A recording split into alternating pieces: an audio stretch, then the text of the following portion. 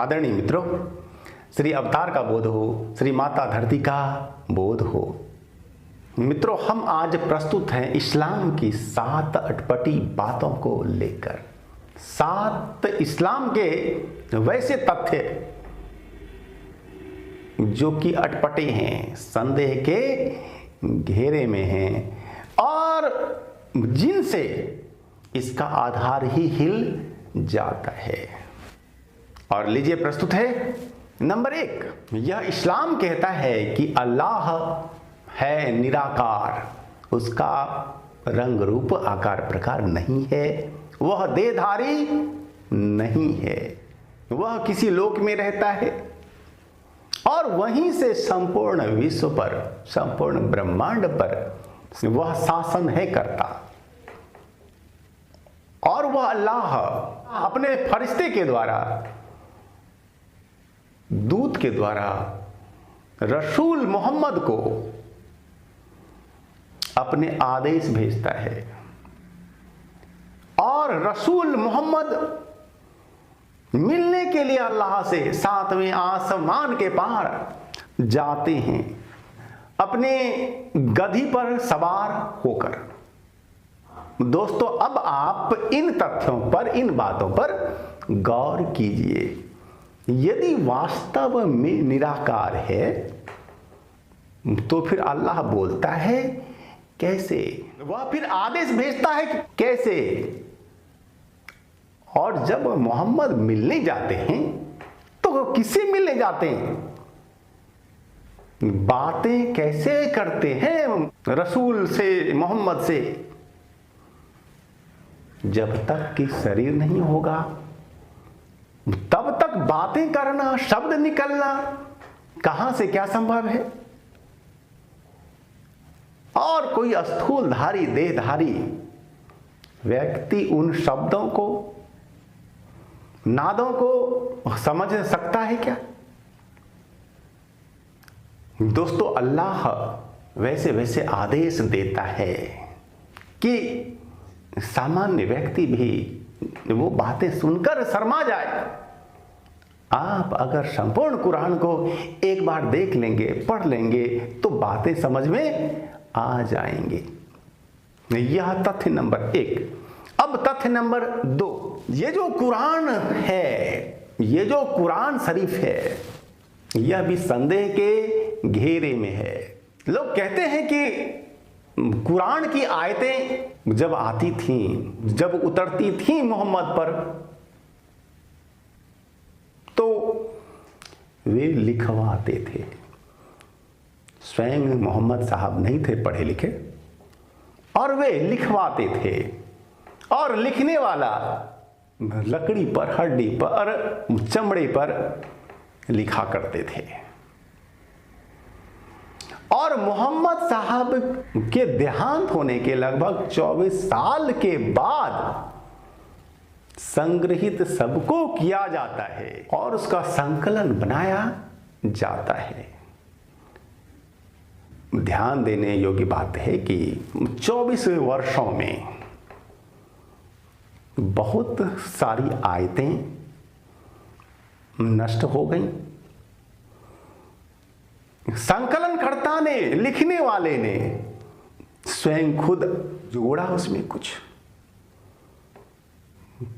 यह कहा जाता है कि रसूल के देहांत होने के बाद दामाद उनके अली संग्रह लाए थे एक,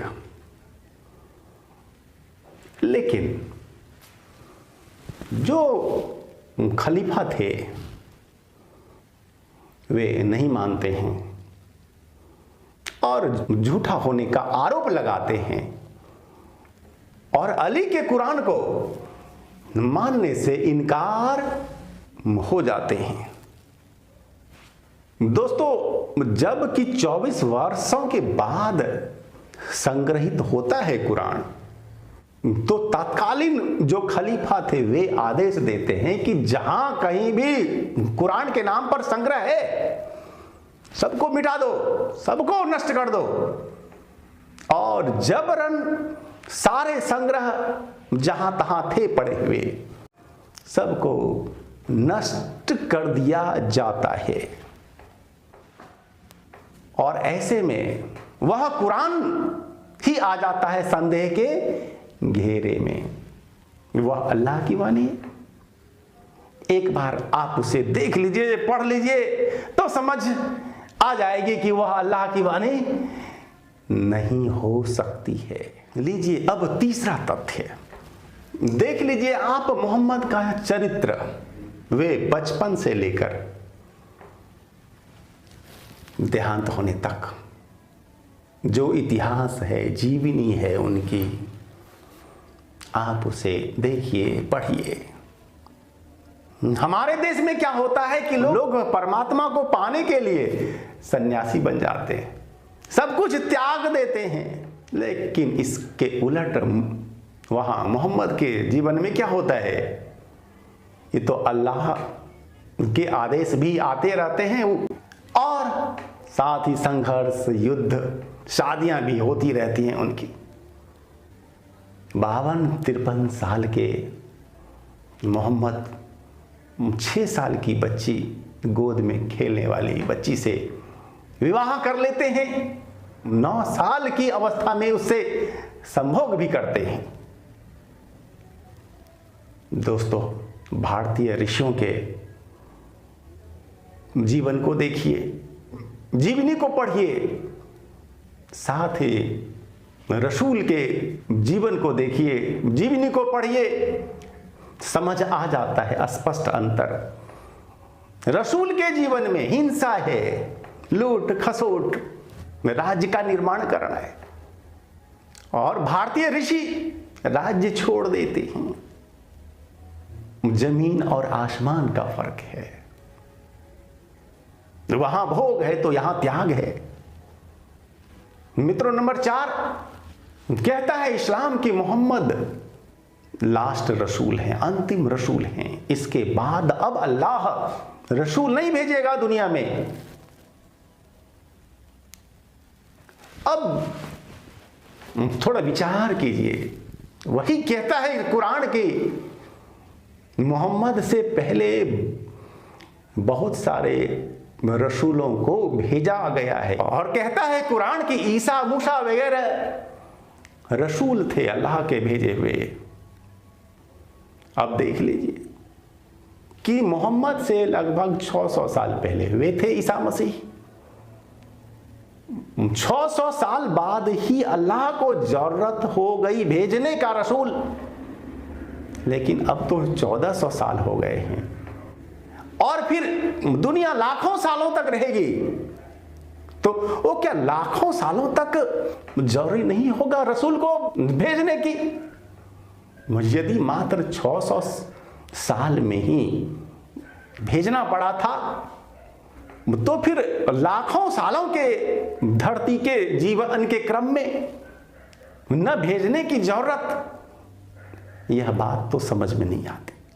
ये कहकर इस्लाम हो जाता है उल्टा घड़ा, हो जाता है बंद डब्बा, जहां पर कि हर तरह के सुधार की संभावना ही समाप्त हो जाती है। दोस्तों, इस्लाम को मानने वालों में अहमदिया, जो कि मानते हैं कि रसूल बार बार आते हैं और आते रहेंगे, और जानते हैं आप अहमदिया को सुन्नी लोग नहीं मानते मुसलमान, जबकि अहमदिया जन अपने आप को मानते हैं इस्लाम को मानने वाले। नंबर 5 दोस्तों, हमारे जीवन में चांद और सूरज में से ज्यादा कौन है महत्वपूर्ण? एक बालक भी कहेगा कि सूरज अधिक है महत्वपूर्ण हमारे लिए, लेकिन इस्लाम सूरज को नहीं, वह चांद को अधिक मानता है, महत्व देता है। यह विचार क्या आपको अतार्किक नहीं लगता? ये रहा तथ्य नंबर 6। हर धर्म ग्रंथ में 2 तरह की बातें होती हैं। एक बातें शाश्वत बातें होती हैं, दूसरी होती हैं सामयिक बातें। शाश्वत बातें अर्थात कि वैसी बात कि जो हर देश काल पात्र के लिए होता है सही, जैसे सदा सत्य बोलना चाहिए, झूठ नहीं बोलनी चाहिए। यह जो नियम रीति नीति है यह सार्वकालिक है, सार्वदेशिक है।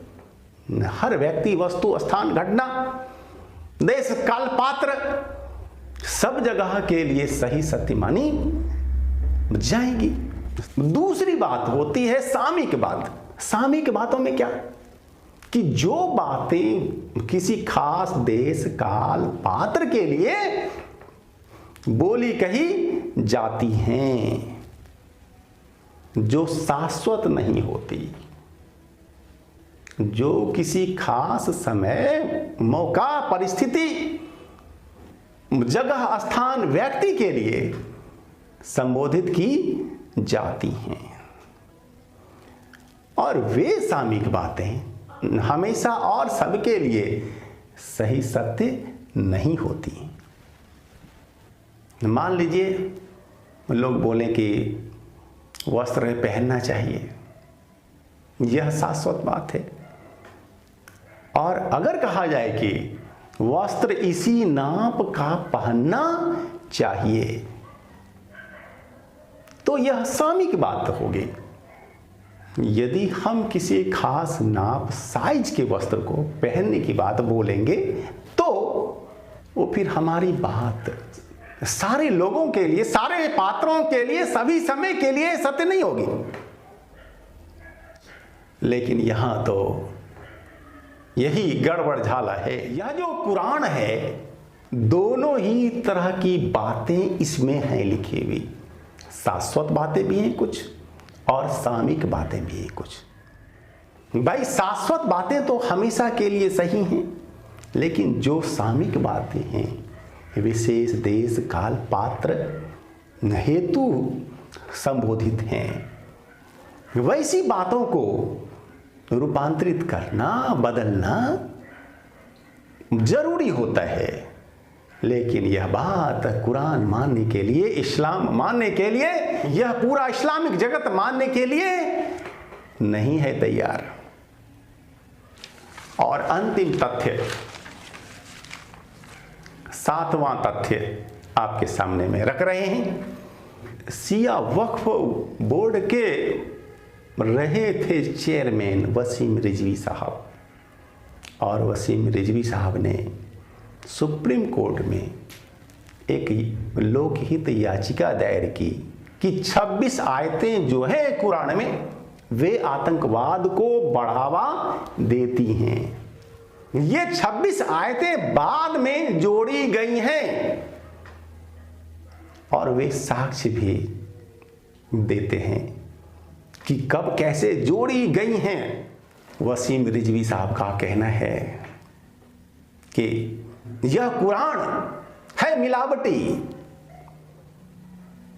संकलनकर्ता ने अपनी तरफ से बहुत सारी बातें इसमें मिला दी, क्योंकि खुद रसूल मोहम्मद साहब तो लिखते नहीं थे, वे पढ़े लिखे भी नहीं थे।